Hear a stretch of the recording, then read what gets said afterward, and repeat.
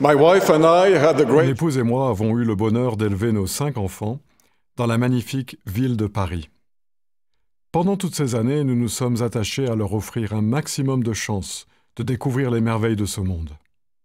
Chaque été, notre famille partait pour de longs voyages pour visiter les plus beaux monuments, lieux historiques et sites naturels d'Europe. Finalement, après 22 ans passés à Paris, nous nous sommes apprêtés à déménager. Je me souviens encore du jour où mes enfants sont venus me sermonner. « Papa, c'est la honte. On habite ici depuis toujours et on n'est jamais monté à la Tour Eiffel. » Les merveilles abondent dans ce monde. Pourtant, quand elles sont constamment sous nos yeux, nous pouvons finir par les considérer comme normales. Nous voyons, mais nous ne regardons pas. Nous entendons, mais nous n'écoutons pas. Pendant son ministère terrestre, Jésus a dit à ses disciples : « Heureux les yeux qui voient ce que vous voyez. Car je vous dis que beaucoup de prophètes et de rois ont désiré voir ce que vous voyez, et ne l'ont pas vu, entendre ce que vous entendez, et ne l'ont pas entendu. » Je me suis souvent demandé ce que cela aurait été de vivre à l'époque du Sauveur. Pouvez-vous vous imaginer vous asseoir à ses pieds, recevoir son étreinte pleine d'amour, ou le voir servir son prochain? Pourtant, combien des gens qui l'ont rencontré n'ont pas su reconnaître et voir que le Fils de Dieu lui-même vivait au milieu d'eux? Nous aussi, nous avons la bénédiction de vivre à une époque exceptionnelle. Les prophètes d'autrefois ont vu dans l'œuvre du rétablissement une œuvre merveilleuse, oui, une œuvre merveilleuse et un prodige. Aucune dispensation avant nous n'a appelé autant de missionnaires, ouvert autant de pays à l'Évangile et construit autant de temples à travers le monde. Pour nous, saints des derniers jours, les prodiges se produisent aussi dans notre vie personnelle. Ils sont présents dans notre propre conversion, dans les réponses à nos prières et dans les tendres bénédictions que Dieu nous dispense chaque jour. S'émerveiller devant les prodiges de l'Évangile est un signe de foi. C'est reconnaître la main du Seigneur dans notre vie et tout autour de nous. Notre émerveillement est aussi synonyme de force spirituelle. Il nous donne l'énergie dont nous avons besoin pour rester ancrés dans la foi et nous engager pleinement dans l'œuvre du salut. Mais prenons garde. Notre capacité d'émerveillement est fragile. À la longue, la désinvolture vis-à-vis du respect des commandements, l'apathie, voire la lassitude, peuvent s'installer et nous rendre insensibles aux signes et aux miracles les plus éclatants. Le livre de Mormon décrit l'époque très comparable à la nôtre qui a précédé la venue du Messie aux Amériques. Soudain, les signes de sa naissance sont apparus dans le ciel.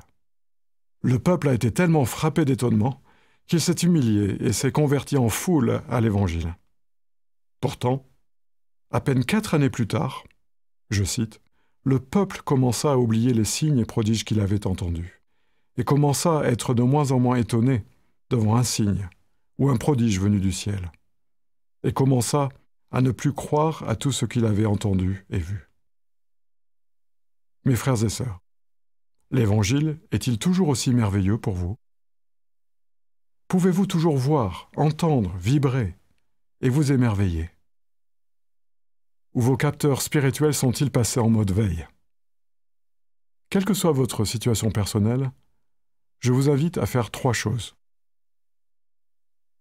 Tout d'abord, ne vous lassez jamais de découvrir ou redécouvrir les vérités de l'Évangile. L'écrivain Marcel Proust a dit « Le véritable voyage de découverte ne consiste pas à chercher de nouveaux paysages, mais à avoir de nouveaux yeux. » Vous souvenez-vous de la première fois où vous avez lu un verset dans les Écritures et ressenti que le Seigneur vous parlait personnellement? Vous rappelez-vous la première fois où vous avez senti une douce influence vous envahir, peut-être sans encore savoir que c'était le Saint-Esprit? N'était-ce pas là des moments merveilleux, presque sacrés? Pour nous, la quête de connaissances spirituelles devrait être une soif et un appétit de tous les jours.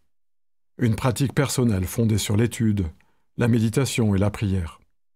Parfois, nous pouvons être tentés de penser « Je n'ai pas besoin de lire les Écritures aujourd'hui, je les ai déjà toutes lues. » Ou « Je n'ai pas besoin d'aller à l'église aujourd'hui, et ne s'y passera rien de nouveau. » Mais l'Évangile est une source de connaissances jamais tarie. Il y a toujours quelque chose de nouveau à apprendre et à ressentir, chaque dimanche, à chaque réunion et dans chaque verset d'Écriture.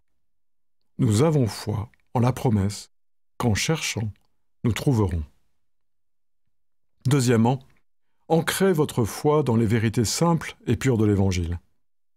Notre émerveillement devrait d'abord être enraciné dans les principes essentiels de notre foi, dans la pureté de nos alliances et de nos ordonnances, et dans les actes les plus simples de notre culte.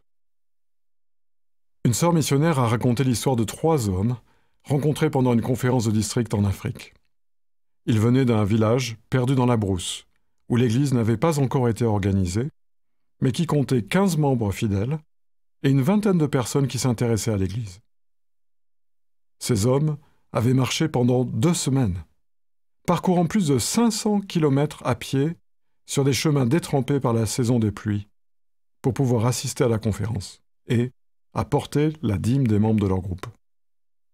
Ils comptaient rester une semaine entière pour avoir le privilège de prendre la Sainte Seine le dimanche suivant, et ensuite espérer prendre le chemin du retour avec sur leur tête des cartons remplis de livres de Mormon pour les gens de leur village.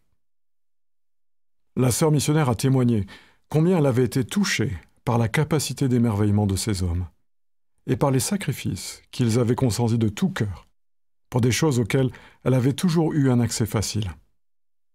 Elle a avoué « Je me suis demandé, si je me levais un dimanche matin dans ma maison d'Arizona, et que ma voiture ne fonctionnait pas, si je serais prête à marcher pour aller à l'église juste à quelques centaines de mètres de chez moi, ou si je resterais à la maison parce que c'était trop loin, ou qu'il pleuvait. »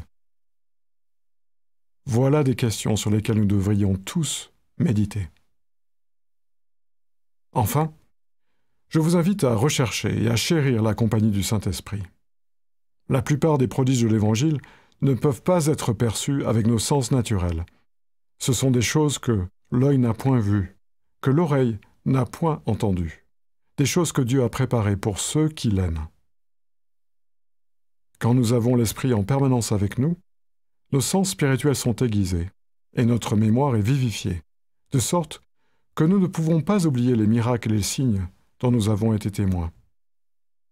C'est la raison pour laquelle, sachant que Jésus allait les quitter, ses disciples néphites ont prié ardemment, je cite, « pour ce qu'ils désiraient le plus, et ils désiraient que le Saint-Esprit leur fût donné. » Bien qu'ayant vu le Sauveur de leurs propres yeux, et touché ses blessures de leurs propres mains, ils savaient qu'à la longue, leur témoignage pouvait s'effacer s'il n'était pas constamment renouvelé par la puissance de l'Esprit.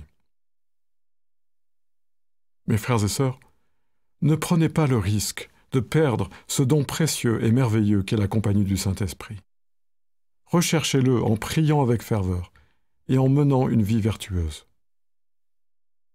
Je témoigne que l'œuvre dans laquelle nous sommes engagés est une œuvre merveilleuse et un prodige.